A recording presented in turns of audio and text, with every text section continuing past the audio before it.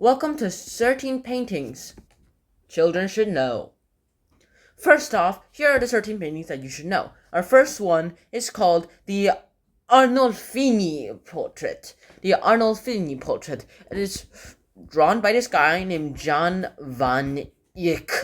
Pretty sure that's how you say it. And this guy drew it himself. And this is the portrait itself. It's basically about a rich man's house in Bergs, a town in Flanders, in the year of 1434. Here are the few interesting features about this.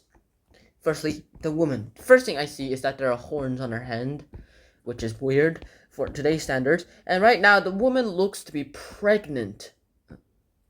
Then again, back then, lots of women actually thought it was fashionable to actually go ahead and make their dresses look like this. In the back, you see a convex mirror with each of the 12 hours representing a time of Christ's life, being 12 o'clock being his death and 1 o'clock being his birth. As well as that mirror and technically clock, you can go ahead and even see that there's this convex, technically concave. Is it convex or concave? This convex mirror. And the problem with this is that in 1434, no one has figured out how to make convex mirrors, but the concept existed. This is most likely the painter, also we are not really sure. And we can see the back of the room, and we can see more than the painting shows. Up here, you can see Jan van Eyck's little inscription. He said that he saw the wedding ceremony and 1434. Jan van Eyck was here 1344. 1434. This candle represents God's presence, and the dog down here goes ahead and shows us a woman's loyalty. Our next artist is called Sandro Botticelli. Not cello, celli. But Sandro Botticelli drew this masterpiece himself. It's called La Primavera, which basically means spring. So basically, this is how the painting goes. The story is going from right all the way to left. And with that, there are a few things that we can talk about. Here, we see the fact that Botticelli made sure that the nymph Chloris goes ahead and marries Zephyr, the god of wind, against her will, which actually somehow goes out terrifically great. She turns into the goddess of flowers, and here he get the marriage ceremony, and then the three nymphs that goes ahead and are dedicated towards Chloris. And finally, Cupid up here going ahead and pointing an arrow at this nymph here, while she's most likely looking at Mercury, who goes ahead and is trying to make the bad omens and the winds going away, because the future has to be seen.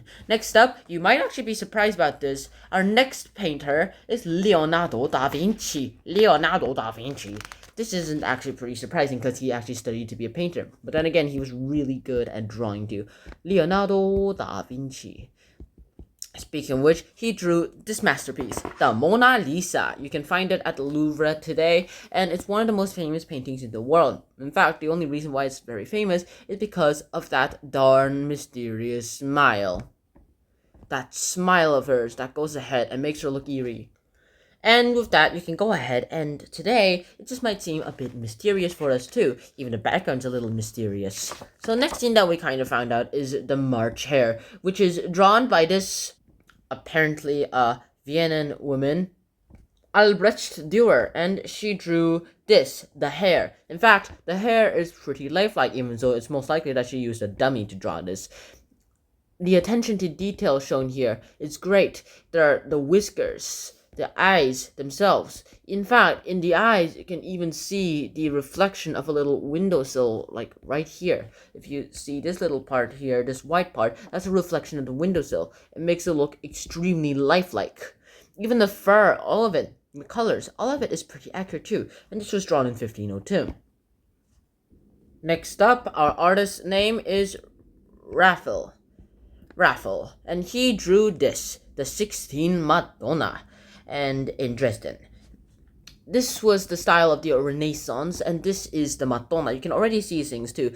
For centuries, angels have already been making appearances on, like in our modern world, calendars, wrapping paper, cups and napkins, table mats, t-shirts, and umbrellas, as well as even Tetons. Also, they really don't really belong there. They belong on this painting by Raval. In fact, they go ahead and they're looking at our little Madonna here, with the Pope going ahead and trying and seeing that she's worthy of being actually a Madonna, and this little saint that goes ahead, the Saint Barbara and Saint Sixtus, going ahead and supporting the Madonna. In fact, this little tower that you see in the back here, she was imprisoned in there just because of this Madonna, because she believed in the Madonna.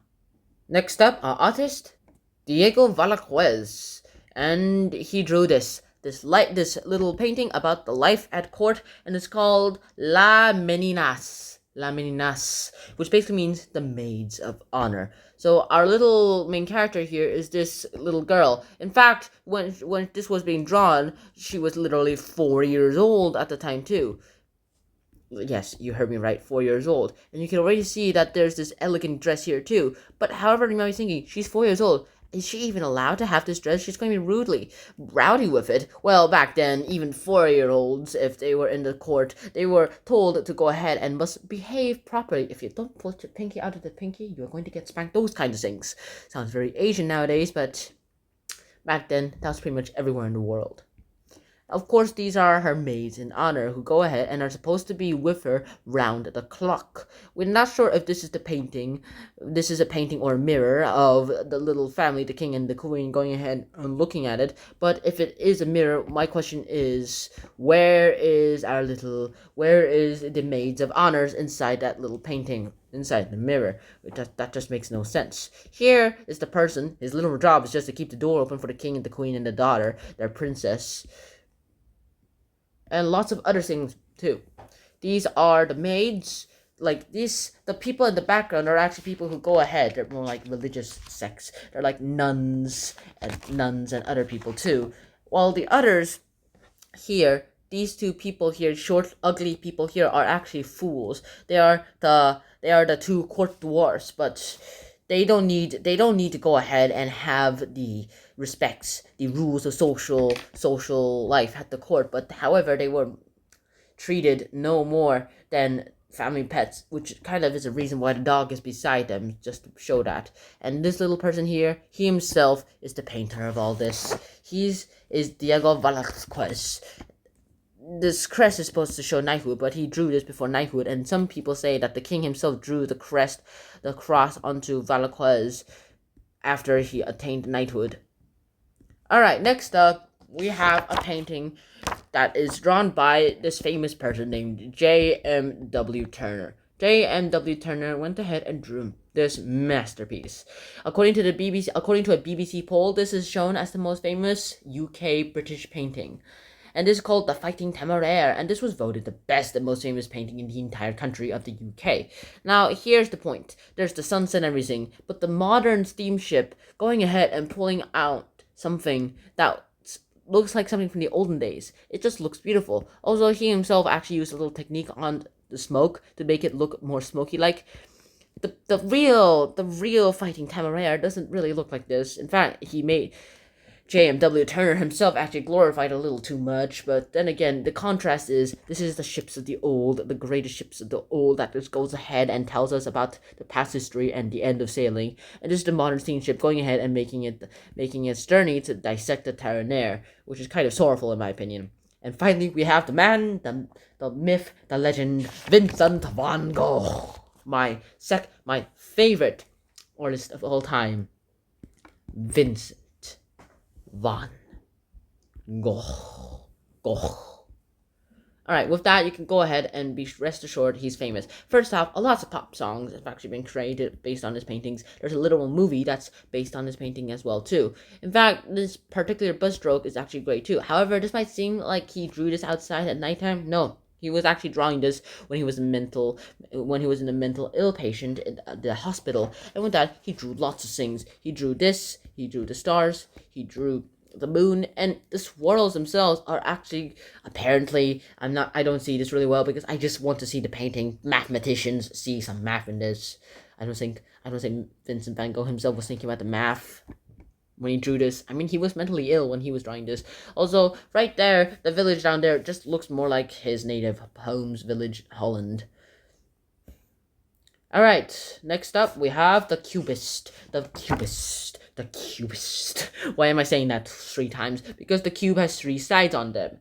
Well, 3 dimensions at least. His name is Pablo Picasso. Picasso! Pablo Picasso himself, most famously known for drawing blue paintings, and also most famously known for that, well, according to a book, The Blue Naked Women, as well as some of his cubist arts, like the cello that just goes ahead and is dissected into different parts too. Pablo Picasso himself drew this. It's called The Child with a Dove, and we still kind of debate, is the child sad? I think the child is a monster. I mean, look at those eyes. There are like lines on them. That just makes her look like something from a horror movie, in my opinion. Like someone that should go. In my opinion, if you go ahead, if this was in a horror movie, it would be like, please help me. And then with that, you can go ahead and, well, as soon as you get close, she turns into like a venom-like creature, like Venom as in Marvel Venom, and then eats your head.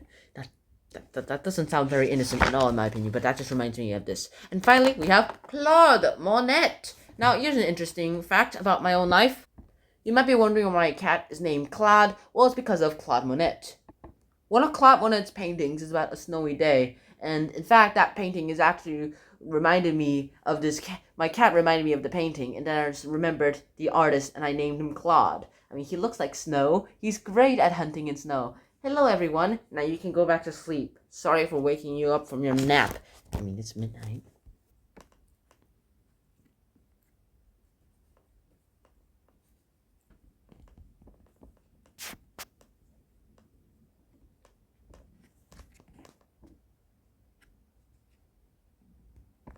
His famous painting here is the water lilies. In fact, he didn't draw this because of the water lilies. He drew it because of these flowers.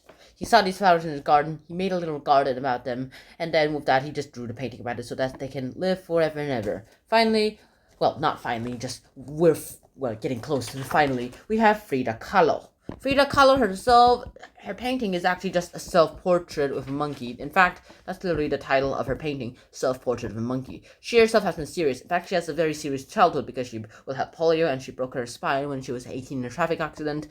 However, her pet monkey herself actually looks more human and cheerful and comical. In fact, we think the monkey is actually a little representation of Kahlo's good side of life, that she can go ahead and have a nice side and enjoy the joys of life. Next up, we have Edward Hooper. Edward Hooper is actually a pretty good artist too. He drew this painting called The Nighthawks. Now, you might be wondering, why does this painting format look familiar? Well, by the way, the painting itself is actually drawn with these dimensions. 152.4 centimeters by 84.1 centimeters. And you might be wondering, why does that sound familiar? It's a 16:9 ratio. And that is what movie theaters actually use. That's what movie theaters use in their TVs, in their films. And with that, you can go ahead and rest assured, this looks a lot like the film. In fact, this just looks perfect, like a detective or someone would just lurk out of the corner and do something weird. Like, we cut to a scene where this, and then we cut to the next scene where the bartender and then I don't know who this person is, but most likely your husband goes ahead and talks about each other. Talks to each other, maybe goes ahead and does some aliases, everything. This just goes to detail, and then this person goes ahead and murders everyone. I might be overthinking from there. Alright, this photo, unfortunately, is very blurry, but this person is called Jackson Pollock. I really wish I had a real photo of him, and luckily we do. His name's Jackson Pollock. You can spell that out yourself. Jackson Pollock. And he himself actually went ahead and abandoned all the traditional ways of art. He himself went ahead and decided to make some new modern art. In his studio, he goes ahead and paints like this. He goes ahead, makes this little tin can. There's a hole in the bottom that he's plugged with modeling clay. Sometimes he goes ahead, uses a brush, and dips them all over his little canvas. And sometimes he unplugs the modeling clay, which goes ahead and leaks the ink out, leaks, in this case, gloss out, the car paint apparently, and goes ahead and makes this big monstrosity. In fact, if you had 3 colors, one of them being black, that's a requirement by the way, you can go ahead and make a little picture too. Nothing is the center. Nothing is the center of attention here. Everything has this same equivalent experience. In fact, it kind of reminds me of the Venomverse by Marvel. I mean,